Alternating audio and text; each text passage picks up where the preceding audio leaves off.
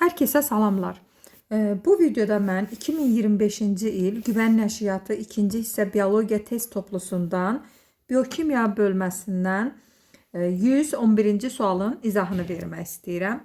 Sualda deyilir ki, zula zəncirini başlayan və qurtaran amin turşuları kütlələrinin cəmini hesablayın. Bir amin turşusunun kütləsi 128 atom kütlə vahidinə bərabərdir. Demək, amin turşuları bir-birinlə nə cür birləşir? Bunu yazım. Demək, N, burada hidrogen, burada yəni amin turşusunun kimyəvi quruluşunu yazıram.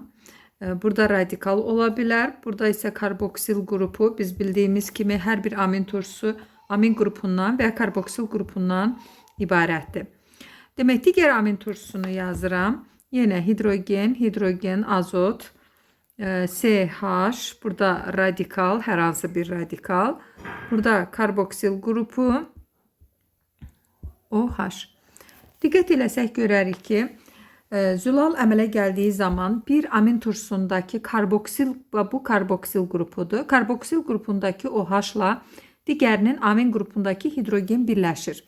Və bu zaman peptid rabitə əmələ gəlir və bir molekul su ayrılır. Bunu bizdən istəmir.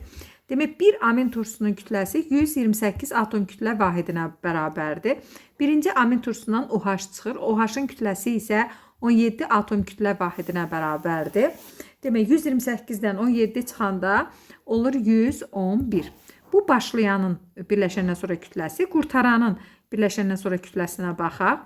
Demək, buradakı sondakı amin turşusundan kütləsindən, yəni 128-dən diqqət eləsək hidrogen çıxır. Hidrogenin kütləsi isə 1-ə bərabərdir. Olur 127. Başlayan və qurtaranın cəmi isə 111-in üzərinə 127 gəlirik. Olur 238. Yəni doğru cavabımız olur A variantı.